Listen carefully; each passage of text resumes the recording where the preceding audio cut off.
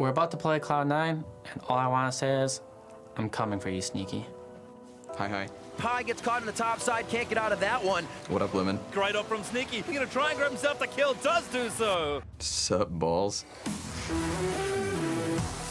I'm rooting for them when we're not playing against them, but I want to beat them. Talk about the beginning of a rivalry. We were actually the new blood at the time when we came in. So it's actually really good to see that we're all sticking around, still striving to be the best. So it's definitely more, interesting to play against a friend. Obviously, if I get to kill Sneaky, that feels better than, like, say, killing some other AD carry. On to Sneaky, bullet time into the death mark. I think it's cool that we're all still, like, playing. I'm looking forward to hopefully beating them.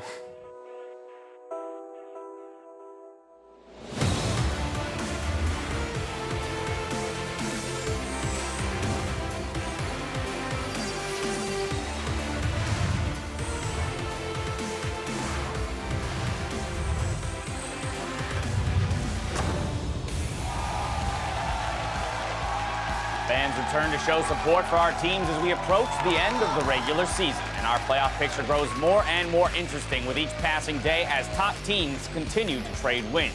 Here we see Prepared, Reapered, and Sneaky making their way into the studio. They'll be going up against former teammates in FlyQuest today. We heard a little bit of smack talk between the two teams, but of course respect shared for former teammates. And shortly after that, Omar God and Stixay entered, and they'll be answering the call to face Phoenix One for a starting period and allure him alongside Mike Young. Hello, everyone. I'm James Dash Patterson. For all the times I've welcomed Mark Zimmerman onto my show, you'd think he'd invite me onto his talk show. You know, I'm pretty sure I've reached out a couple times to you and asked if you were interested. Prove and it. Somehow, Pixar didn't I probably happen. have some Skype logs. I will share if I can find them. Oh, man. I'll verify. I've been outed. All right, let's start things off by looking at our matches for the day. First up on NALCS 1, it's another Civil War bout between Cloud9 and FlyQuest, followed by Haunter and TSM taking on Seraph and Team Envy. If your day begins on NALCS 2, we've got Counterlogic Gaming facing Phoenix One with Echo Fox versus Team Dignitas later in the day. Now, we can see here in our standings that while Immortals still hold first, they're only one win ahead of CLG and TSM, which means there's a real possibility that we're heading into Week 9 with another three-way tie for first, Mark. Yep, especially given the fact that TSM and CLG are expected to win given their matchups today. That'll tie them in wins versus Immortals, who surprisingly lost yesterday to Dignitas. I mean, Dignitas is kind of on the up and up. So Absolutely. It's not the most surprising thing in the world, but they still show a little bit of a lack of understanding of 7-14, it feels like a little bit. They keep giving up this Maokai pick to Dignitas, which is one of their strongest champions. They don't really pick anything themselves. They tried Cho'Gath once, they've tried Maokai once, but for the most part, they're still playing more to their comfort picks. They have this really high priority on Jhin, and it doesn't quite feel like they're playing the exact same game as everyone else. And it's interesting, right? Because this is now a trait that's becoming very attached to Immortals again as an organization. We recall to last year, 17-1 run through the regular season, but it falls apart in playoffs because there's a little bit of a misread in the meta. To your point, it doesn't feel like they're not recognizing powerful champions, just that their prioritization skews differently than the rest. Yes, and like you said, that was kind of the story with them before, where it's like, okay, well, they know Lucian beats melee tops, and the problem is you get outscaled at a certain point. Right. And the break point came earlier than they thought, I guess. This time around, it does feel maybe just like a little bit of unfamiliarity with the champions, just because it was such a sudden patch where all of a sudden Maokai and Cho'Gath are like, you must play these champions.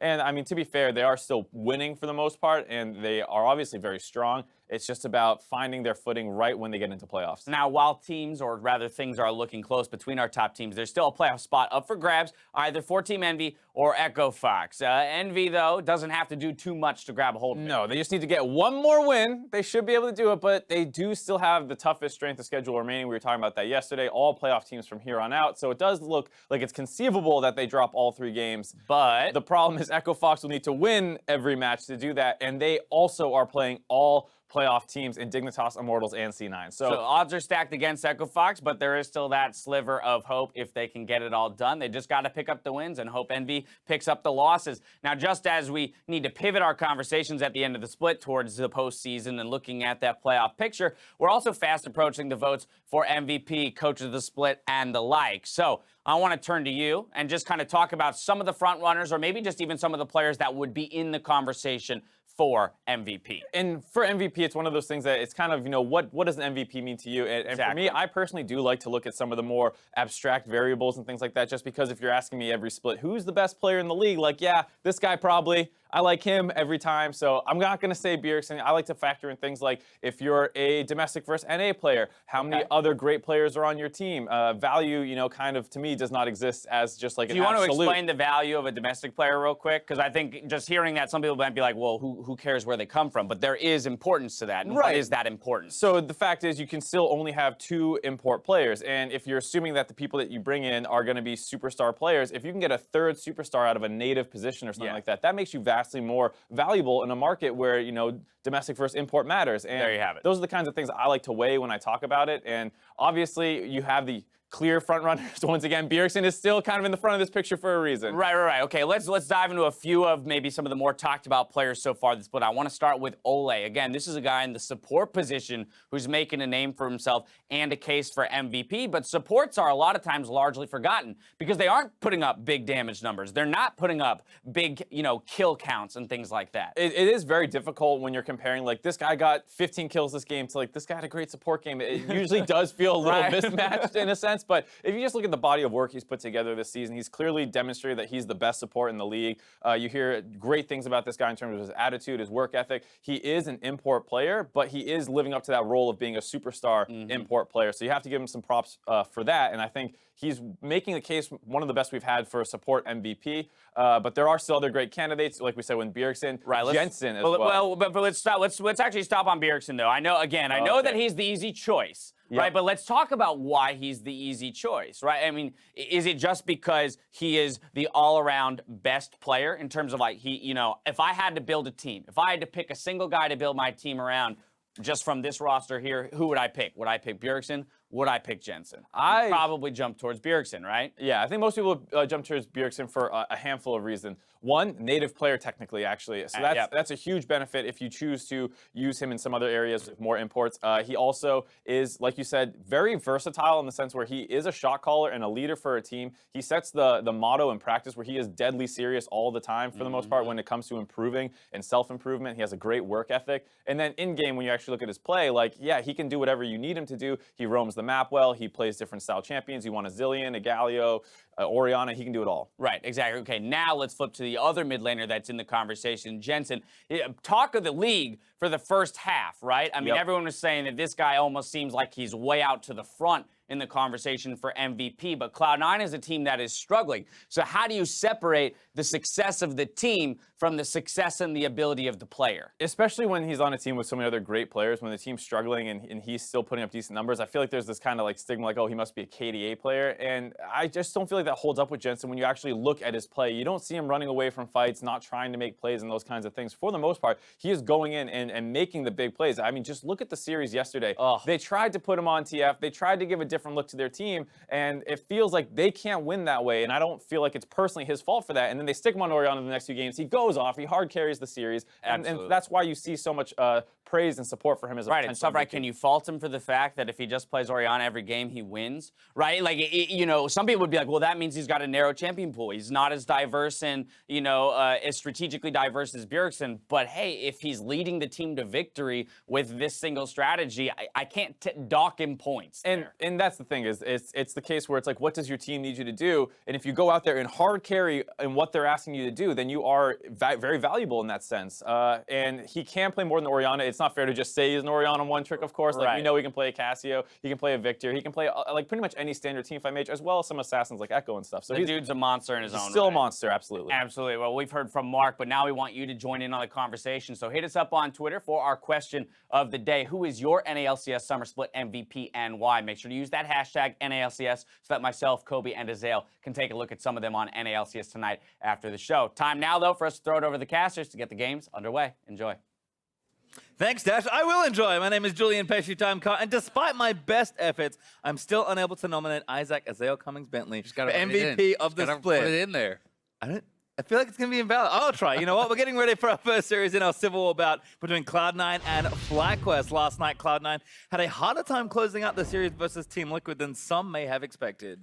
Yeah, and I mean, looking towards the postseason, this is your postseason form. We're right to the end of the regular season. We're expecting Cloud9 to be smashing these bottom-tier teams, and the fact that they are still struggling against some of the easier opponents does not really bode that well. They are still vying for that third spot, which would be very big for them if they can get up there, so they need to show improvement. They need to show consistency. And while C9 are fighting for positioning within the top 6, FlyQuest are just trying to hold onto their championship points. Yeah, and that's the struggle. I mean, if you go into the promo relegation tournament, you lose your championship points. And yesterday against TSM, they were not really able to stay in control in their games. Moon got some really good early leads for the team and was able to be successful there, but they could never really transition that into anything else. They weren't able to get big objectives or gold leads, and they couldn't make that into a game win.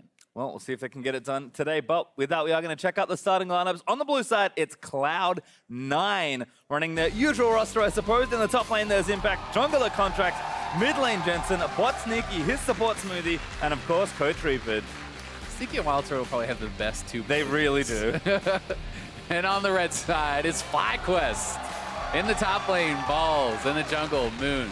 Mid lane, High. Bot and support going to be WildTurtle and LemonNation with Coach FLICKR. And we know how so many of these players are friends on and off the Rift. But, I mean, again, very important game still for both these teams. I think for C9 especially, a team that you would expect to run all the way back to a second or first to challenge again for the finals. But it just has not looked that way. No, it really hasn't. And it's been pretty much the whole split that we've been like, well, C9, they're going to get back up there. They're going to be back to form. And they have never really looked quite as good as they did in spring, where they took TSM one game away from stealing that championship. So they need to keep improving. Their top lane has not been as consistent, not been as strong as it was last split. Certainly has not. Well, we'll see what happens here in the draft as we are into Champion Select for our first game. LeBlanc and Galio are going to receive some bans. Haven't seen Galio in quite a while, but we have seen this a little from FlyQuest. Seems like a team that always wants to play their own style and is struggling a bit to adapt to the patch. And we are still seeing some top lane Galio. I believe Impact has played some of that pretty recently. We've seen, obviously, from mid lane quite a bit as well from Bjergsen. So you do still have to kind of target that if people want to play those sorts of styles. It works very well as a follow-up engage or roaming to those side lanes. So certainly can be a pretty powerful pick, but it has in general been much more about Zac, Cho'Gath, Maokai as those kind of supreme tanks. So we'll see where the focus and pick man goes on them. Well, at least ban for FlyQuest and a Cho'Gath ban for C9. So kind of wondering if they want to ban Zac and try and get Maokai or leave them both open and make a trade. Well, I mean, for now, if C9 bans one, FlyQuest can simply ban the other, but then you do have Caitlyn or Thresh. Those have been really the big first picks that would be available. You have to be a bit careful about what you're giving over. If FlyQuest does ban out the Maokai here, then C9's probably going to have a pretty advantageous first pick. Otherwise, FlyQuest could try to leave that open and take, say, Thresh plus the other one and try to get a really powerful second two picks, which, in my opinion, may be the stronger option here. Well, we'll have to see. FlyQuest thinking long and hard about this final ban, as Zac was the third ban there for C9 on the blue side. Contractz has played it recently, but like you said, looking to try and set something up. And the Tom Kench ban for FlyQuest now sets up. What do you first pick here? Well, this is really, they're trying to set up for a second round Thresh on top of whatever else it is. They're saying, Cloud9, you will pick Maokai or Caitlyn. We will take Thresh plus the other one. And now Cloud9 really has to decide where can they actually get the most out of this. And this is a discussion it looks like Reaper is actually having with Sneaky. Is the first pick Caitlyn worth it? Can you dominate lane enough against WildTurtle and LemonNation for us to make that pick? And they are not going to go for it. So you have to be expecting Caitlyn Thresh as the first round come over here from FlyQuest, which would give a very powerful bot lane to FlyQuest. Well, there's the Thresh, which is what we expected. Maokai was the kind of expected first pick, but Jarvan's going to follow there for FlyQuest. So giving back over Caitlyn if Sneaky wants it. That's really surprising to me. I mean, they're going to take it for sure. I would have to think. I would be shocked if it goes through to actually the third round right there. J4 obviously is a strong pick, and it is something that Impact does like to play a lot. So they are concerned perhaps about that pick. And it also has been a flex for FlyQuest, which can be quite nice, as Moon has shown that he will play this in the jungle here too. But definitely surprising to see it over Caitlyn. Yeah, it almost feels like Moon actually prefers to jungle it rather than have it go to balls in the top lane. But certainly our options there, as the Caitlyn will be given over to C9. In some ways, it just feels like FlyQuest is saying, we're confident in our game plan, just take what we know you're going to take anyway. The other thing could be they want to go for a Thresh Kalista. I mean, you can do that with the third pick if you're saying, hey, they're actually going to go for the Caitlyn. If you think that you can bully and really go aggressive with Tahm Kench taken off the table, then you can go for this kind of all-in option, this more aggressive lane.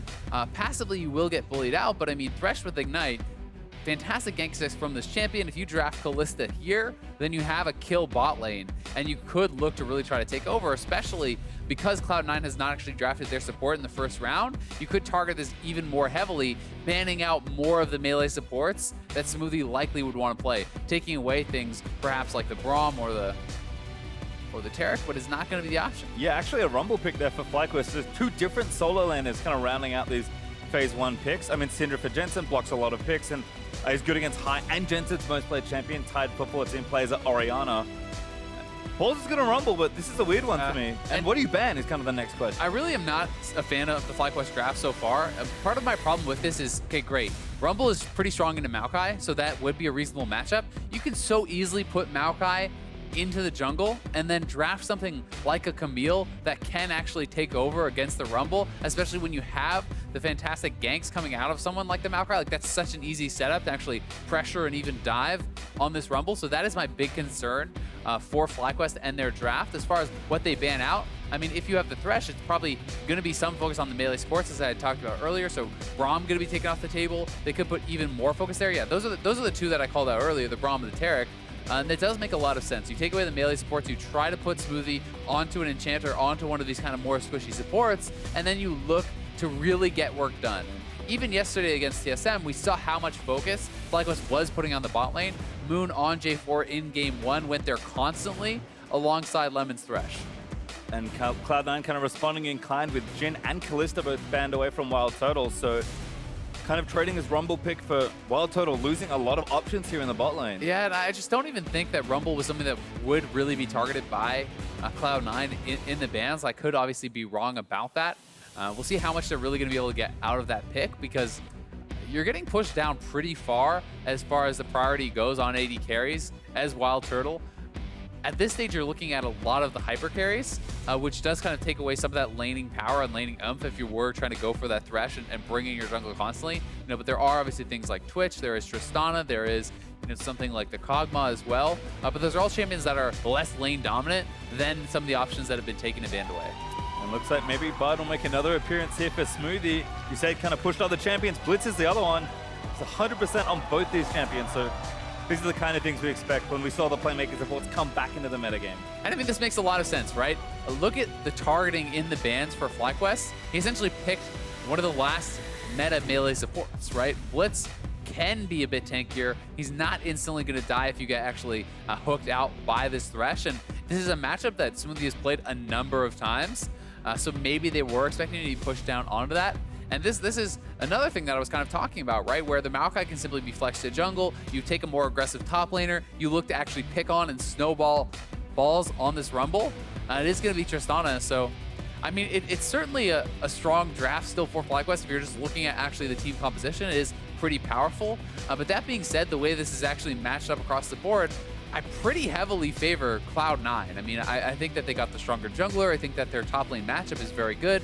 Caitlyn certainly is heavily advantageous into Tristana early on. Even the Syndra, I mean, it's not like they're really losing anything there. It really does feel like a stronger lane-by-lane draft for Cloud9, and their team fighting is also going to be pretty powerful.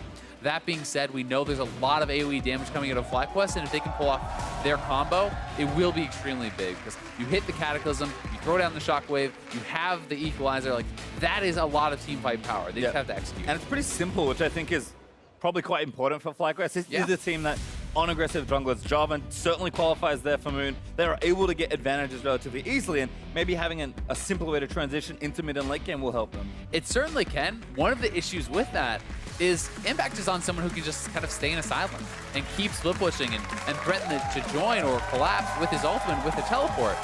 If they get Impact ahead on Kled, Balls is really going to struggle to split push against that. And that means that you're kind of drawing pressure away and you're not allowing FlyQuest to create these 5v5 fights that they really do need to succeed. Man, I think in general, You kind of don't want... That's a good sign. That is a great sign. I think a perfect 5 out of 7. The best possible score. It is the best possible score. Incredible. Well, we're out on the Ripper game at number 1. It is war once again out on Summoner's Rift. Cloud9 taking on FlyQuest. Definitely curious to see how Impact's Kled has perhaps refined. He's played it a couple times already. It hasn't looked amazing, but certainly all of Cloud9 are trying to, I think, diversify a little more. And like you said, play themselves into form approaching playoffs. Yeah, and both teams are on pretty opposite trajectories. Cloud9 has won 3 straight. FlyQuest has lost 3 straight. So they are looking to kind of reverse their fates. And FlyQuest really does want to stay out of those bottom 2 spots to avoid going to promo relegation. And Cloud9 is really jockeying for position in the playoffs. I mean, so far, yes, they still could get 3rd place, but that is not fully in their hands. No. The big win, though, is not getting 6th. Because the top 3 teams in the LCS have been a fair bit stronger throughout this season. So if you can avoid a TSM or an Immortals or even a CLG in that first matchup, that is going to be pretty helpful for you, right? Playing up against someone like Envy or maybe even Dignitas could be the easier match. Well, you can see just some early fanning out here.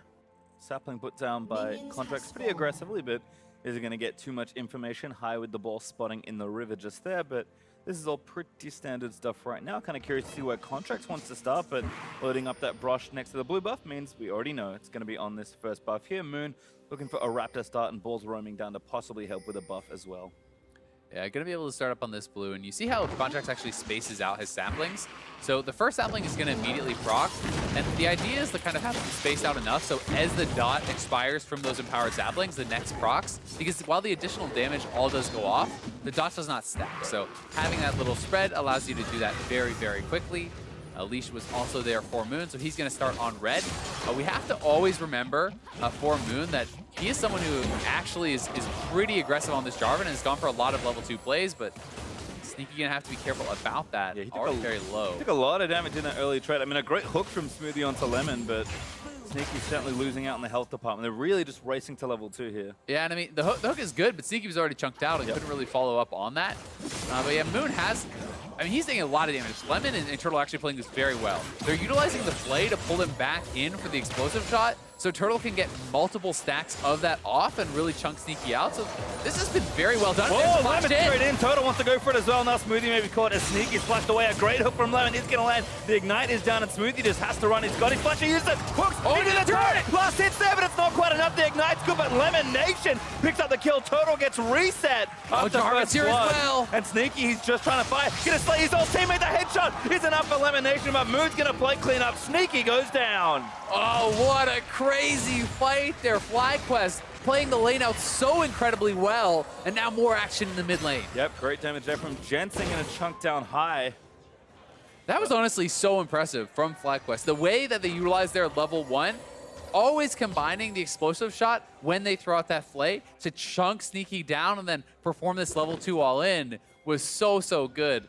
It was close to going bad though. I mean, Turtle actually gets into the bush with 1 hit of health basically. I'm sure we'll get to see this again, but Contractz looking. Oh, the flash gonna follow. Cleanse up from high, but the knockback not quite enough. A bit of a slow there from the Bramble Smash, but Smoothie not in range to hook. Still trading 1 summoner for the 2. Nicely done there from Contractz, and Ball's not really going to be able to get too much done here. C9 has 3 members here as well. I think that they should be fine. Great W. Getting out from under potential CC of the Thresh, and Contractz able to walk away quickly, but we have seen so often. So here's the play again, and it's immediately on level 2. LemonNation flash forward, double play, very well done. Quick flash back though from Sneaky, and is able to return quite some damage. Smoothie is pretty much going down, but he lands a really good hook, gets the turret shot down. Sneaky does not have vision though, cannot actually finish this off. And Smoothie going down means that Turtle gets the reset on the rocket jump. Sneaky at least is able to actually complete that 1 kill. You know, had Moon hit that actually flag and drag, maybe the animation wouldn't have gone off. Oh, Lemon caught again. Jensen picking up a freebie. You got to imagine that was a hook, pulling him in there, and they do get another kill back. But we are dead even. Yeah, 2 kills apiece. Gold's nice and close, and you know, everyone is starting with a bit of extra money this time around. You know, much nicer way to start your League of Legends game. So everyone's feeling involved. And I'm imagining he is going to get pulled in. We'll see. But Lemon taking a pretty random path, actually, just kind of wandering through the jungle. And with the TP coming in, Moon has no chance to actually help him. So Smart cancel there from Impact, but yeah, that is pretty strange that he's actually all the way over there himself. I think roaming a little too aggressively, and that was kind of the thing I was going to point out earlier, in that so much of Cloud9's success has come through Jensen, but usually almost always helped by Smoothie or Contractz, and a lot of times both. Yeah, Moon is back to the bot lane. They know summoners are down, so they're going to try to repeat this play, but Thresh without flash, it's a lot harder to set it up, and here comes Jarvan now. Trap not armed in time, but Paul's roaming to the mid lane. Jensen, no mana, great flash. Gets away as Moon spotted on the control ward, has to try again in bot lane. And that costs the Ghost too, so a great roam there from Balls, alleviating a lot of the pressure, because Jensen has been kind of building up this CS lead. And with the double summoner advantage, High would have been under a lot of pressure. So that was a very important roam and a successful one by the FlyQuest top lane. Yep, Jensen not going to miss too much, thankfully. Nice big wave stacking up. High taking a while to clear it out with no mana, so should be okay there. I mean, Jensen is okay to base on the cannon wave.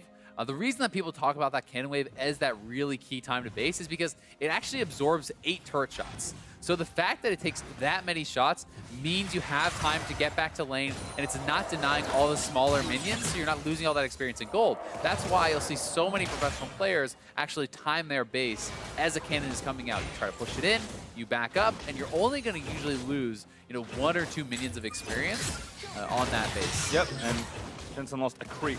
One little melee minion with not very much health there. So despite the nice run from Balls, not hurting too much there as he returns with his lost chapter and an app to him to boot. 10 CS lead up on High, but High got his base in as well. Not feeling too bad about the situation. No, definitely not. Contractz is looking perhaps to return to the scene with Prime, though. And so far, so good in the top lane. Impact has not gone back to base, but they're actually looking to fight here. This could be dangerous. Impact's not adding a lot of damage. Impact's level 6, though, so Contractz should have the CC, but there, Balls with the ultimate is going to equalize. Impact, though, still trying to fight. Needs to remount quickly. Balls, this has too much damage. Flash forward, gets a 1v2 kill. And now Jarvan up here in the top side. Contractz still going to get burnt down as well. Moon grabs the second. I have no idea what Cloud9 is thinking there. As I said, he hasn't based. He has no damage. How are you actually going to burst this guy down? This is a level 6 Rumble, and that was just awful from Cloud9. I mean, they really had no business going for that gank. This is just, like, look how little damage he's doing. He's sitting on a Endurance Shield. Sure, if he just based and came back with a Phage, then this is actually a pretty easy kill with all the added damage, but they don't really do anything. Contractz has no damage purchase, not even a Bomby Cinder or anything, and I mean, he might have even been able to complete the 1v2 had his Jungle Knight come. More action, LemonNation could be in trouble. One more shot, maybe two. A Smoothie flashes forward, Sneaky trying to weave in the last order, but can't get it. Next forward, needs to go flash order. He's going to seal the deal. Now Turtle going to get knocked up. The trap not quite positioned properly in Turtle. He's looking for the kill. He's got vision in the brush. The minions are helping Turtle. Jumps in 1v2, looking for it. He has no mana to run out. Kill. Turtle flashes, gets knocked up by Smoothie. Contractz is down here, but Smoothie needs to land one more hook. Does lead it, and Contractz gets the kill by High. He's roamed down as well. He's got the shockwave. No flash yet for the Orianna as Smoothie going to overdrive and book it out of the way, but the shockwave is going to land the TP down from Impact. Going to try and knock one down. Contractz looking to chase, but he can't go under the turret. Impact does not complete. What a crazy game. So many kills across the map there. Both teams playing it pretty well. As here is the fight once again. LemonNation looks for the hook, but it actually catches the minion, so this prompts the all-in. They are able to take down Lemon pretty quickly, but the problem is when you're committing this much to a support, Turtle is free-firing the whole time on Sneaky, so despite the fact that the play started so incredibly advantageous for C9, Turtle's able to turn it back, gets the kill onto Sneaky. The fact that he's run completely out of mana, though, means he's not really able to get fully away. Had the rocket jump reset, but Smoothie nails the hook, and they do get the 2 for 1. Eventually, though, cleaned up by High. Yep, High with a good roam there to equalize the kill score. So 6-4, 10 kills and 9 minutes of play so far. This is the kind of game I do enjoy. Me too, man. I actually really like these advantageous action games. Either way, on top side, Ball's going to be looking really good. And we talked about, kind of the split push threat coming out of Impact. That is going to be pushed back quite a bit now because Ball's got the kill, because he got the assist, and he's doing very well. It's going to take a lot longer for Impact to really get to this stage where he can take over. And I think the early Seekers makes a lot of sense for Balls. We may even see him go for something like Stabbies, but fight on the bot side. 2v2 again, hook left from Lemon after the play. Sneaky absolutely dead to Turtle.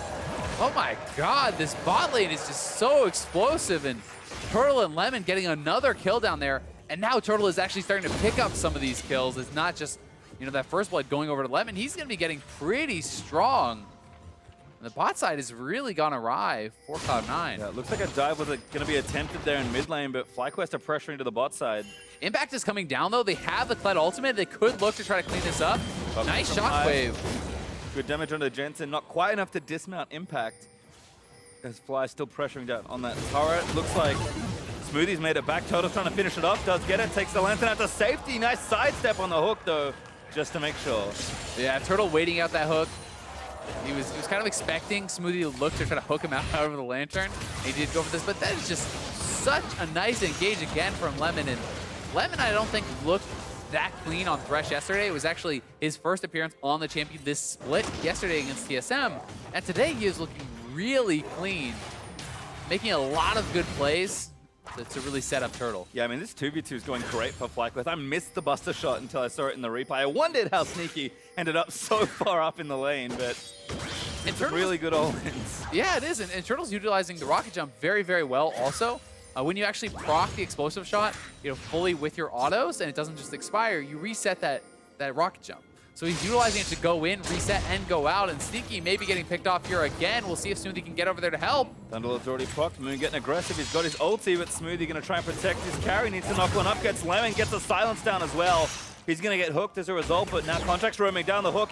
He's going to land for Smoothie, and now LemonNation might be too far forward. Jensen also made it here as Turtle. Going to join the fray. That's a kill on the Moon as Jensen able to pick up his second. Another Kled ulti. Where is Impact coming from? He's topside. He's trying to fight. Canceling a TP, I think, but Impact now going to get dismounted. Balls might be able to get a kill 1v1. Impact trying to remount. Dodges the first harpoon. He's going to get back on a skull and try and book it out of the way. Jensen kills Lemon, but Impact trying to turn back over this 1v1. Just on the balls for one. Shield up there as he just back again. Impact coming. misses the bear trap.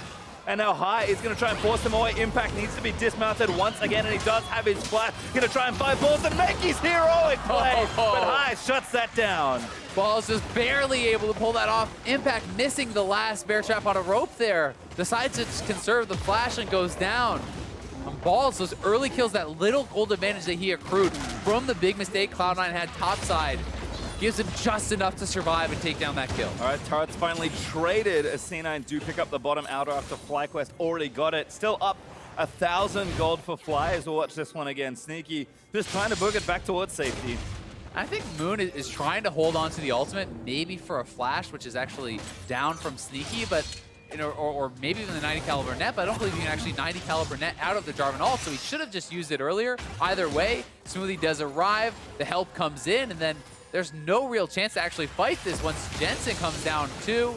The easy kill goes there on the Moon, and that was a good call from you. Kled ultimate was used to actually cancel the Rumble TP on the top side, and that's what ended up getting them into the fight up there.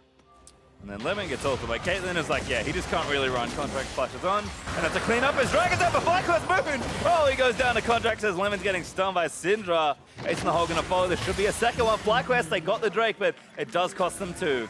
Yeah, they get the objective, but the fights just keep on coming. 8-8, 13 minutes in. The bad news for FlyQuest is Jensen is on a rampage on Syndra now. He has picked up so many kills through these roams and these skirmishes, and if Syndra gets too far ahead, she simply starts one-comboing people. Like, even though Turtle has an advantage, it's going to be very hard for him to use it if he's just getting zeroed out by Syndra. So here's the play once again. Nice hook on Lemon on the top side. Moon had already secured the dragon, but it's a one-way trip for him, and no way out really for Lemon with his flash down. So a couple kills to trade for Cloud9, and they're able to kind of pressure in the mid lane as well and get a little bit chipped there. So pretty even trade overall. I would definitely say it's Cloud9 favored, unless FlyQuest can really get something with that mountain. Like, if you can take a Baron later because of that, or you can get some more turrets because of that, then maybe it starts to kind of equalize out. Yeah, we'll have to definitely track this mid lane, because Sneaky and Jensen now 2v0 with the turreters. Everyone's roaming through for Fly. 3 members right now, with Moon off to the side looking for the flank, and even Balls was skating his way top lane from the bot side.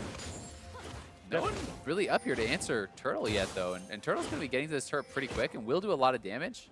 So it is going to be the bot lane roaming up to answer. We'll see if FlyQuest wants to try to make a play on this side. We want to look at kind of advantages overall for the team. We talked about Jensen on the C9 side, but Turtle already with that Infinity Edge finish and about 15 CS lead. He's also looking pretty good on the Trist, so I think FlyQuest have a pretty obvious point of power to play around. But like you said, it can just be scary if Syndra gets to a point where doesn't matter how much farm you have as an AD, you're going to die. And I think Fly's team in general is pretty vulnerable to just having someone explode. They don't really have a true tank. Yeah, and I mean, they do have Orianna shields, which helps, but there's no locket completed. This is not like a Janna or something like that protecting you. So Turtle does have to be pretty careful if you jump forward and you get Syndra ulted, especially once Jensen actually has his second spell pen item complete. That is going to be a very scary time for the AD carry. So Turtle's going to have to play pretty patiently and likely just try to focus frontline. So Flyer just setting up around the Rift Herald, or more importantly, this top side of the map to protect Turtle, who's trying to take down yet another turret. Sneaky, they're also getting farm as the waves push in, so they'll probably just sit back and forth, although Lemon waiting patiently in the brush, hoping Sneaky extends, but not this time as he's going to hit the recall button. High still shoving out the mid lane, but talked about double pen items there for Jensen. Now finished. Sorkshu is going to be joined by Haunting Guys. And that's such a strong point in the game for him. Super early Morellos, plus double spell pen, plus double level 11, the rank 2 ultimate. Jensen can one combo people pretty much right now, and they are going to have to play very carefully around that. Another nice thing for C9 is the fact that Sneaky, he got the call on the early base, so his gold value is actually not that far behind WildTurtle because he has actually cashed in on the call. Turtle got solo gold on the first turret, got the kills, got the assists, and has a CS advantage, but he's really only up a little bit. About 300 gold advantage for Turtle. As Impact gets things shoving down here in the bottom side of the map. He's a bit behind balls, again, after kind of the fiasco earlier in top side. C9 trying to start an objective here. Looks like FlyQuest are aware of what's happening. And C9 are going to back away. C9 could use this to start a fight, but the TP's coming in from balls and no TP to match. Does get canceled. Nice trap there from Sneaky. Good cancel for balls. And the Rift Herald's going to return to its den. I mean, you could just look to start it up again if you actually want to try to fight as Cloud9. They know that Jensen is extraordinarily strong right now, so they may look for that, and we'll see if they go. Hook in. Oh, actually found Lemon again. Oh, the flash! Not where you want to be. Jensen picks up kill number 5. And he still has his ult, so they're going to look to force this. Impact is here. Yeah. Jensen's coming. Jensen ghosted. He's actually just going to go for High. He lets the ulti rip. It's not enough. He needed one more spell. But High burns both his summoners to make sure he gets away. Yeah, he does get out. I mean, Jensen didn't even use a QWE or anything. Just popped the ult there and didn't have other balls around. Ooh, not bad from balls on the ultimate. Contractz using his own. But the seat is going to get stopped. Turtle chased down, but back to the safety of his tier 2 as even the minion wave gets caught up in the roots. And C9 can continue to push if they want. They're going to go back to the Rift Herald instead, it looks like, or perhaps just run up to topside to catch that wave. But some ultimates expended. Summoners down now for FlyQuest. They are pushing up mid. It's just Jensen around. It looks like he wants to base instead of trying to knock down this turret. Yeah. Pretty low, though. I'm kind of surprised they didn't actually stay to finish that off. Like, mid lane turret, there's usually a lot of priority on this, and it's down to 800 health with the minions just whacking on it. Even Jensen alone might have been able to finish that off. Yeah, very conservative play from Cloud9. I think maybe recognizing that the game is as even as we can see reflected in the gold leads. So, and you've got to think, hey, even if we don't get it now, we're going to be able to knock this down very easily pretty soon. When they do that, it will be pretty advantageous for them as it unlocks FlyQuest jungle. They can start to really kind of exercise their vision control around that area and try to really get more wards down and take over, because FlyQuest for now is doing a good job with the vision control, especially around this Rift Herald area, as it has been a focus for Cloud9. And next Dragon coming up in 30 seconds, that's really all Cloud9 territory for now, so we'll see if they want to try to challenge for that. It's going to be the mascot Drake. Cloud's up in 25 seconds. Leandri's was also finished by Jensen, so he just wanted to spend some money after that kill he got onto Lemon. Cloud9 definitely playing this a little slower than we might expect, but this game's been relatively action-packed in the early stages and still floating around a kill a minute, so things may have slowed down for the last few minutes, but that will not last very long. Yeah, and Cloud9 has very good scaling. They have a split push thread, and they're actually looking to fight mid lane. Holding on to Jensen. Balls is going to be able to help Moon with the kill. He does go down as a trade to Contractz. Impact moving in. Actually going to get one onto High, so Turtle's here, though. Want to make, but Turtle just leaps straight into Contractz. Contractz is going to flash out of the way, but there's another jump attempt by Turtle. He flashes in, flash autos, but it's not enough as Smoothie caught up in the hook, and he's going to go down to Turtle. Could be problems to Sneaky, also trying to fire back with Turtle. Leaping back in, maybe too far forward. Sneaky, now the one that flashed forward. The Q is going to miss as Impact trying to shoot him down with the pistol. Does get the kill. Balls is forced to flash away. Another mess in the mid lane. Turtle going so ham there. And the summoner spells, the flash is coming out of Cloud9, denying his actual reset. He couldn't get back out. Does end up going down, and at the end of the fight certainly goes Cloud9's way, but it's a very even trade overall. feel like in some ways C9 are channeling the spirit of some of their old friends here, because they are really playing at the same pace as Jensen. Great shockwave from high there. Yeah, really nice shockwave. Moon goes in to follow up. They take down Jensen quite quickly here, but utilizing the equalizer as well may have been a bit of overkill. He probably was already going down. They just wanted to make sure he did. And now Turtle going super aggressive. They know the Siki has not yet arrived, and this is kind of their time in the fight, but the flash forward not able to get the reset, so Turtle takes a lot of damage. He does get a reset here, but utilizes it to actually go in and try to finish off Impact. Unfortunately, Impact still had his flash available, which meant Turtle couldn't get the quick reset and does get chased down for the pocket pistol. I don't think I've seen anyone die to just a baby Kled Q for a while, but still effective as the Drake goes over to FlyQuest. Jensen trading it for top outer turret. He takes that one down, but more action starting as FlyQuest collapsing onto Smoothie and Sneaky. Pretty important fight for Impact, though, who had been not able to really get anything going this game, and now picking up a couple kills does put him in a place where he's been catching up in farm, he gets a couple kills, he's actually up in gold now over balls, and if he can get to that stage where he can be winning those 1v1s, it creates so much pressure on the map, because then you need Moon to be coming and helping to answer that and looking to gank him, and that's really what Cloud9 wants. They want Impact to have lane dominance, to be able to threaten the collapse with the ultimate, and to be pressuring side lane turrets. Yep, Kled pretty close to Titanic, so Impact approaching that point pretty quickly. In fact, recalling now may actually have that purchase. We'll check in once he hits back to the fountain. Ball still working on his Zhonya's, so not too far away, but does need to get a little more gold in order to hit his own 2 items. As yes, Impact did actually have enough gold for that Titanic. So, I mean, we're talking about that split push. I think it may have just arrived here. Obviously, you need to work on maybe tier 2 boots, something like a Stoneblade to really have a team fight presence, but as far as pure 1v1, should be feeling okay, at least until Balls finishes his next item. Yeah, he certainly should. He may want a little bit of MR as well, just kind of in that side lane. And building towards the Stoneblade will give you some of that. He could simply just pick up the Negatron next, and that will help him out a lot against Balls, who is going to be picking up some of the flat pen from Lee injuries, and you do need to itemize a little bit against that. We'll see if Impact can get any work done in those side lanes now that he has kind of completed those 2 items. On the other hand, though, AD Carry still racing towards item number 2. Turtle actually has his static shiv already. Sneaky not quite there yet, but does have some gold to spend. Contractz lets the ulti go. The fight coming in.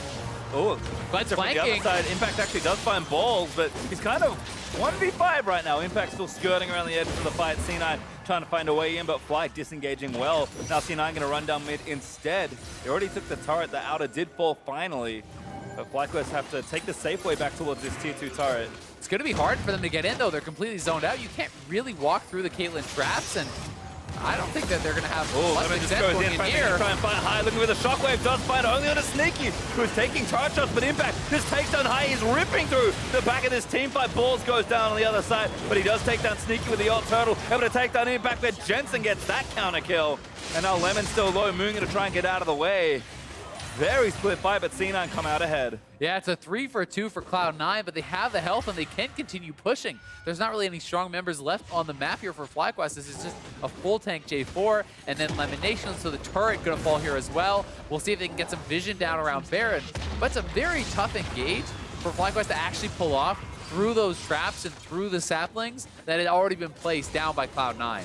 Well, 4,000 gold ahead now for C9 as they've kind of started to pull ahead out of the chaos that was the early game.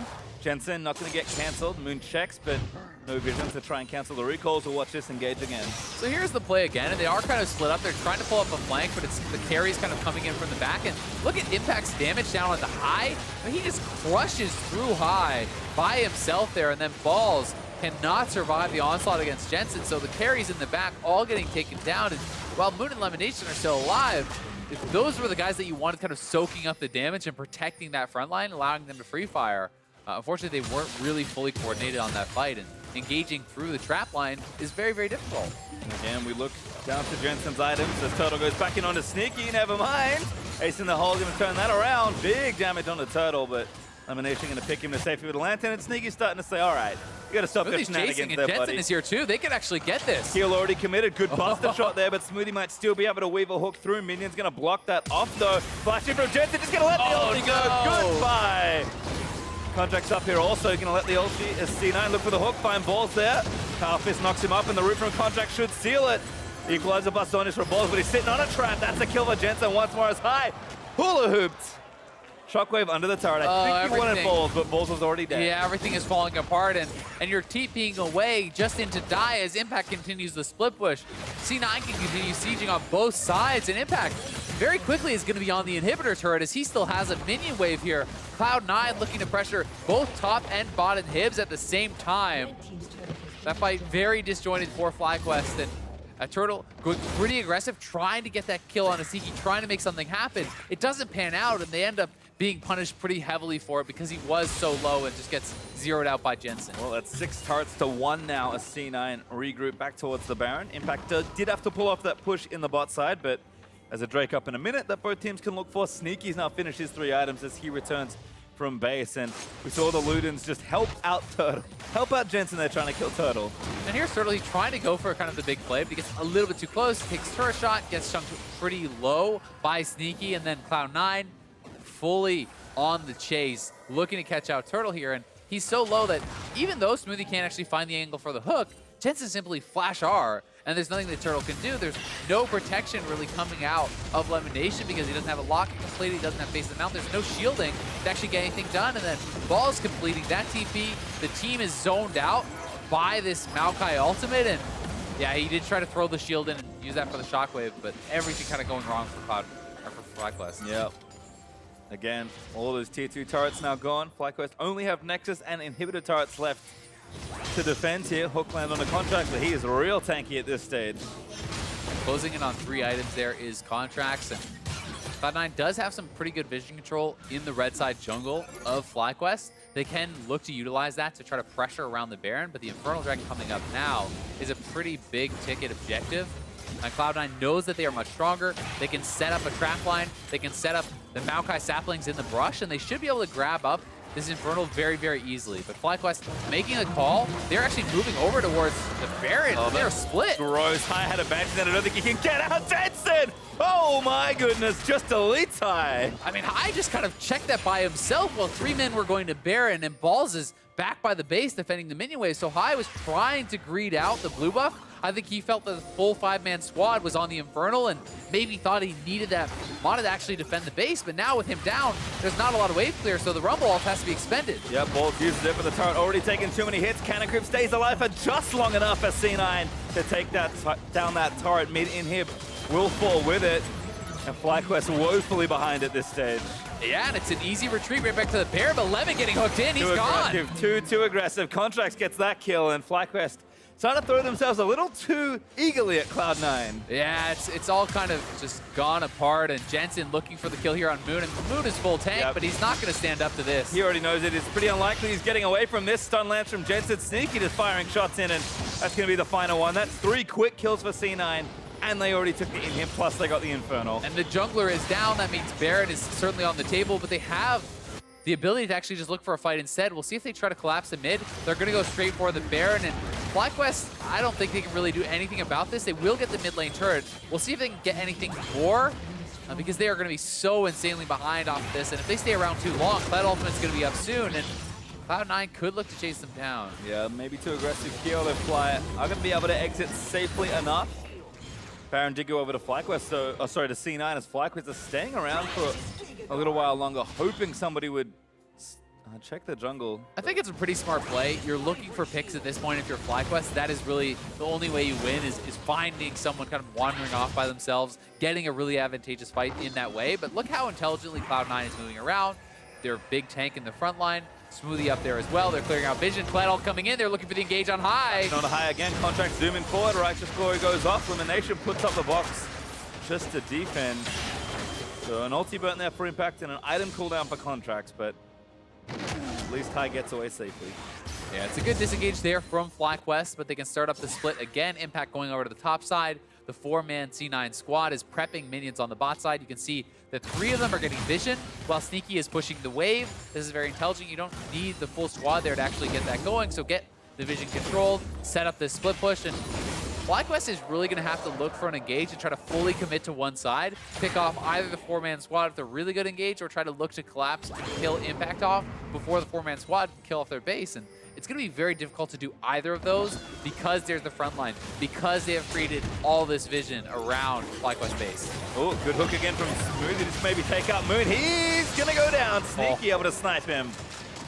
Even as a full tank, he can't stand up at all, and the inhibitor's going down. They're looking for high. Yep, high again running out of the way, but Cart's going to fall, and Hib will join it soon, and Impact all the while just getting that top lane pushing. Cloud9 a Baron buff for a minute 45 still. FlyQuest base very much under threat.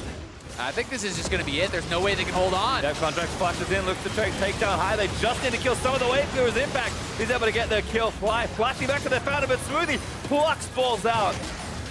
Not enough to kill him, but Turtle again going aggressive, just trying to take down Sneaky, but that's going to cost him Jensen. Able to take him down with the ultimate. Lemon gets rooted by a trap, and the Nexus now exposed. FlyQuest retreat fully back to that fountain and going to have to regroup because Cloud9 going to take down a very, very fun game number 1. So many kills in this one. 36 kills in 30 minutes. It was definitely very exciting. FlyQuest made him work for it in the early game, but it seems to be the story time and time again. They cannot really hold up in the later stages of the game. They cannot convert advantages that they have secured into meaningful objectives, into meaningful mid and late game leads. You know, Balls had a great play on the top side. C9 took a poor fight. Impact had not bought. He essentially gets a 1v2 double kill. He has a lead up there. The bot lane is going very well for FlyQuest as well. You know, Turtle and LemonNation, they get first turret. They're bullying lane. They're up CS. They're up kills. But what can they get off of that? And it never really feels like much for FlyQuest. And the thing was, when FlyQuest were doing this last split, maybe not this time last split, but earlier last split, it was working for them. And it just feels like their identity hasn't shifted very much, and teams have finally adapted, or pretty quickly adapted, I should say, to that playstyle. So, I mean, we've seen it work for them before, but the execution has just not been the same for FlyQuest. No, it just really hasn't quite been there. And you got to give a lot of credit to Jensen. I mean, making it so difficult for the carries. He's 11-1-5 on Syndra, and it's so hard for Turtle to enter the fight with his lead and not just get 100-0'd by the Syndra. We saw that time and time again. And for a deeper dive into that game, let's check in with Dash and Mark. Thank you very much, Pastry. I mean, what a way to start the day, first of all. Yeah, if you were tired coming in, you're awake now. You're awake now. You're paying attention. That was an absolutely absurd number of kills per minute. We were like just cresting over 1 kill per minute for the entirety of the game. But, you know, what goes along with scrappy games with like that, you know, it becomes difficult analysis. It's hard to kind of parse through and say, well, which of these teams is really doing things correctly and which of these teams is just kind of out fighting the other one? And that was definitely the case. I mean, you have a lot of playmaking in both team comps. They can kind of go in multiple times, lots of engaged tools. Overall, I did like mostly what C9 was doing with their draft. And then you just end up with the situation where, all right, well, draft's going to get thrown out the window a little bit when we start playing like this. Yeah. And you just see right away, level 2 all in onto C9's bot lane. Nice hook by Smoothie to make this one a little bit scary. Lemon has to kind of go in to finish that kill off. That leaves him exposed. They get a trade kill. Up on the top side, Impact took a horrendous fight after having, you know, like we were saying in the draft, a good counter pick. So that's why we're saying things start going out the window. Exactly. It hadn't bought, so therefore Balls was able to pull off the 1v2. Back down into the bot lane again. When you've got a support meta like Blitz and Thresh, you're sure to have plenty of fights in the bot lane. And this is all to showcase, again, how scrappy this game was.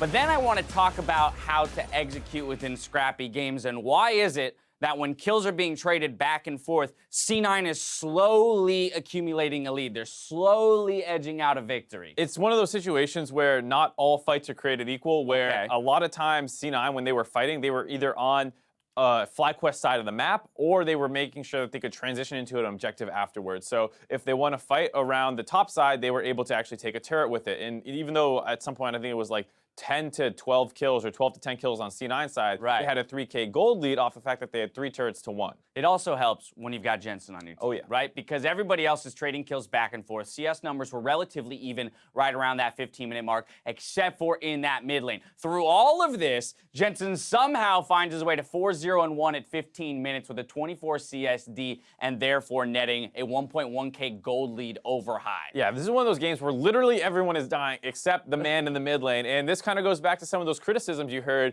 and he had an interview about it where people were saying he's a KDA player, but like, look at this game. He's getting involved in the kills. He's playing aggressive. Right. He's just playing better than everyone. Exactly, and again, so then when you talk, we have that conversation around MVP that we kicked off today, and Jensen, in my opinion, is still very much at the forefront of that conversation. Even while C9 has had struggling weeks, this guy continues to perform on champions like Syndra, so therefore it's no surprise he also picks up player of the game for his performance here in game 1. Gonna have to do a similar thing moving into game 2 if they want to take this series cleanly.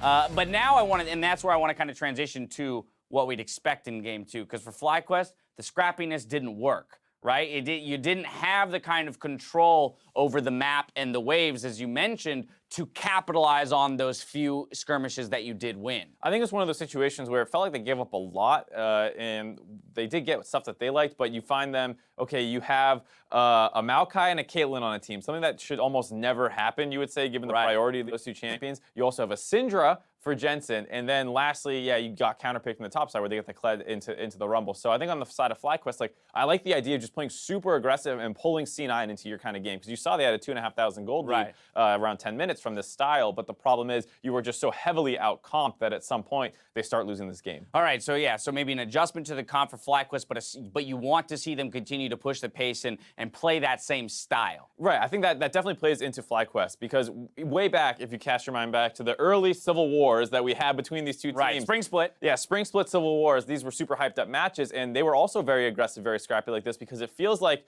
whether or not it's because these guys are kind of teammates and they have that little bit of extra fight in them. Well, the video to open the show today, High's like, it's nice to kill any ADC, but it's definitely better to kill Sneaky. Yeah, so for whatever reason, the extra motivation, these games do seem to kind of devolve into these more fight-centric styles. Right. And I think that, like we said, that plays into exactly what FlyQuest wants to do. It just would be a little bit better if they, now on blue side, can secure themselves a couple more of these strong champions. I mean, that being the case, I feel like Maokai priority does shoot through the roof, right? If I'm looking to fight and fight constantly, Maokai is the kind of champion that enables me to do so whenever I want, because yes, the ultimate is super powerful and useful, but the W is just as impactful, and it's on a cooldown that's exceptionally low. So we can start fights every 15, every 10 seconds. Yeah, I mean, we were talking about how that might be one of the low-key, most broken abilities ever in League of Legends, is the Maokai W. And the other thing is, he's got a great passive for that. As people are casting spells around him, he can sustain himself up. So he actually ends up, despite being kind of like this tank and stable champion a lot of the time, he does actually lend pretty well to a very scrappy style. And a lot of their other picks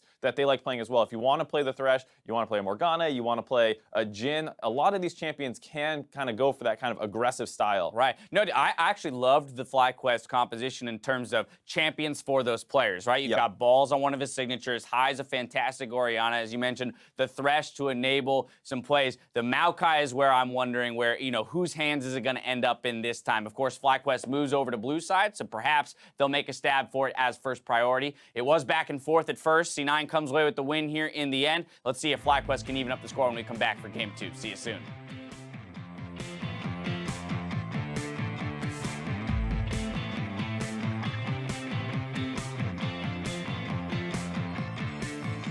So bot lane is it's going to be a lot of fighting, I think. Yeah, I'm mainly playing around bot lane.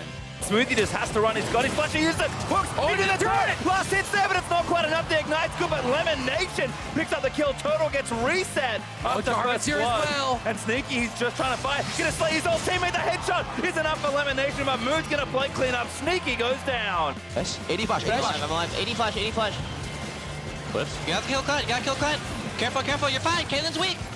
Oh, Turtle jumped in. Careful, careful. 80 no flash. 80 no flash. I can look. Yeah. Careful. Nice. Total again going aggressive, just trying to take down Sneaky, but that's going to cost him Jensen. Cloud9 going to take down a very, very fun game number 1.